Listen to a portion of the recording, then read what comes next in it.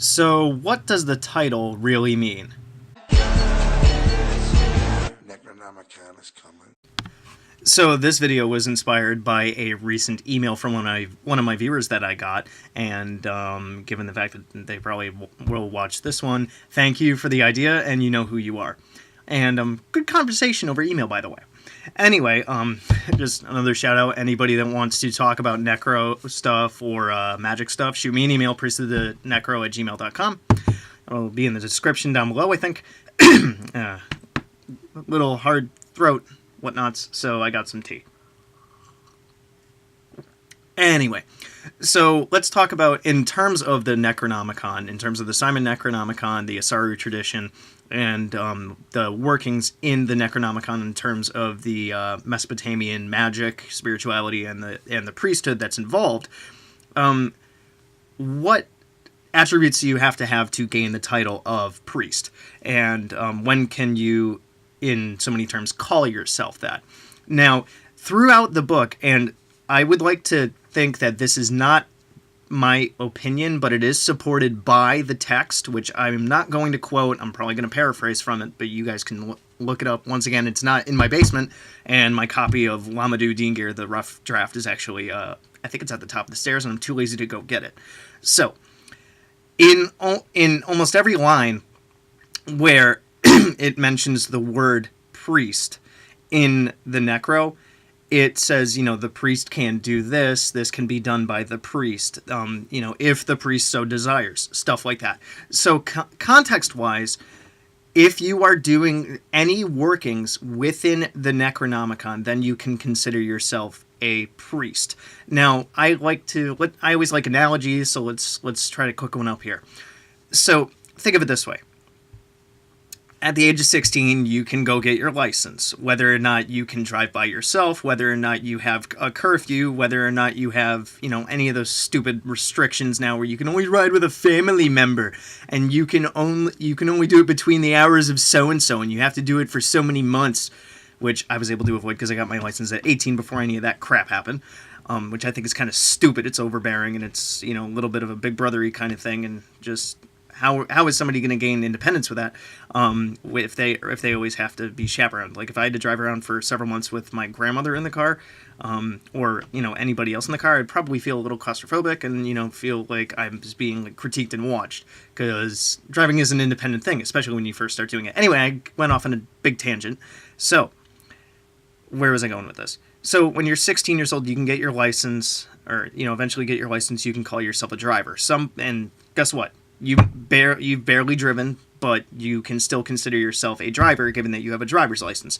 Whereas, somebody like my dad, who's going to turn 60 this year, can also consider himself a driver, although he is a lot better at driving than myself, and a lot better than anybody who's 16 and had just gotten their license. They can all be considered drivers, but one is way more experienced and way more well-versed than the other in this case. So, if you work with the Necronomicon's energies, if you do any of the workings in it, then you can consider yourself a priest, or priestess, or if you want to, if male or female can also be called priest. Some women probably like the term priestess, some probably don't. Take your pick with those two words. Anyway, now my conjecture with this, though, is that I like to think that if somebody just happens to pick up the Necronomicon spellbook and does, a couple of sigils, and they're like, "Woo, I'm a priest now." If you only do the Necronomicon spellbook, you don't have any of the contextual background, you are not very familiar with the energies, and the energies are not very attuned to you, or you're not very attuned to the energies yet. So I would like to say that you're kind of, an initiate in a way. Now, some people, which is one comment I got on a couple of videos back, I think, where somebody had mentioned that they feel like they don't need to go through the gatewalking because they already work with a lot of very old entities and old energies, and they feel like they can just jump over to the Aurelia text and work from there. Which, traditionally speaking, that is frowned upon, because the way that the book is built is to basically scare you away from the big stuff until you are absolutely ready for it, through the gatewalking and all that. And so I would like to disagree with anybody that thinks that they can jump into the back of the book and instantly start working with it. Granted, you can, and it can be done successfully, but that's not for everybody. It's basically like you don't want to. Sometimes you got to walk before you can run. Some people like to run before they can walk, although you run the risk of tripping and falling on your face, given the fact that you might not be attuned to the energies yet. Could you be attuned to those kinds of energies without the gatewalking? Of course. High seasoned people that have delved into a lot of different things over their career, I guess you could say, into theology, magic, metaphysics, and occultism, could work with those energies very, very well. But I do believe that the gatewalking is essential to really get that full experience out of the book. Now, let's jump from priest to gatewalker, although I wasn't planning on this. Now, could you consider yourself a gatewalker if you have done 1 gate, 2 gates, or 3 gates, and then stop? And remember, you can only stop at either the 3rd one or the last one. If you just do 2 of them, you better finish that 3rd one, or that stuff's going to haunt you. If you've done 5 or 6 of them, you better finish off at the Adar gate, or stuff's going to be stuff in your aura, stuff around you, the different energies affecting you are going to be left behind. So I would like to say that in terms of priest, anybody that works with the book can consider themselves a priest, although one may be way more well versed than the other. Like myself, compared to any of my viewers that might have less experience than me. I don't want to make assumptions, but I hope that you guys get the idea and you're not offended. But in terms of being called a gatewalker, I would like to say my opinion is that you can consider yourself a gatewalker when you have finished the gatewalking. If you have done the entire run through once. Now, this does not include the gate of Arzir, or the gates of Anu, Enlil, and Enki, or the gates of the Shiny Herd, which, of course, I go into way more detail in Lamadu Dingir about. But if you go through the first, like the Chaldean classical planets, which is all the way up to Saturn, if you complete those, then I would like to say that you can consider yourself a gatewalker, and you can earn that title. Just like in my in a video from God knows how long ago, I said, so, do you want to be a gatewalker? And in order to get that title, in my view, you should finish all the gates. Can you call yourself a priest while you're working through it? Absolutely. Can you call yourself a gatewalker when you've done the Nana gate? No. Sorry, sweet cheeks. You gotta finish all the way through. You can't call yourself an Olympian if the only thing that you do is you go there and then you happen to get sick and you get knocked out. You're an Olympian when you actually participate in the games. I mean, I could be wrong with that one, but that's the best analogy that I could come up with. Okay, so now that I cleared that up, let's go through a couple of updates.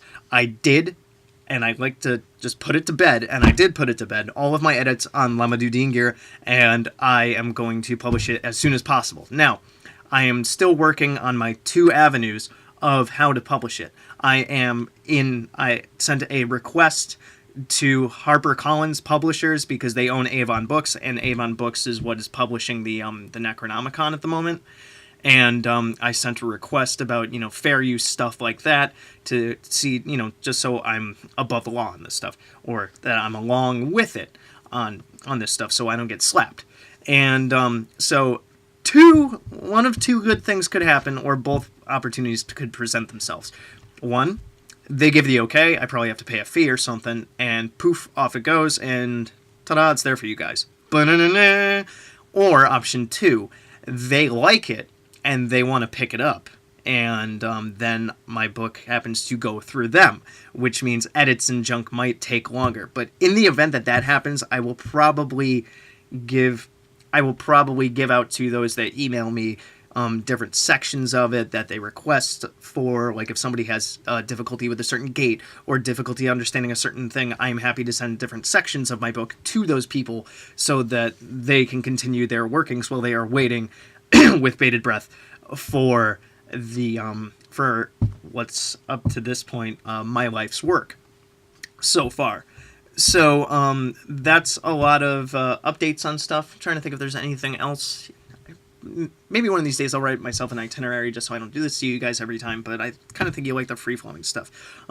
Sooner or later, sometime in the next couple of weeks, I'm going to demonstrate how my lightsabers affect my cats. And I think that that would be kind of a funny thing for you guys to see. But other than that, I talked about, whether or not you could consider yourself a priest when working with the book, the same thing with the title of Gatewalker, and where I am at currently with Lamadou Dingir. I have officially kind of let it go, and I'm letting the universe tell me where it's going to go and how it's going to get out to you guys. So what will probably happen from here is I will probably dig into more videos and more content that I can cook up with, because now that I have put that book to bed, I have a truckload more time on my hands, and I have a truckload more energy in my head to put towards other things.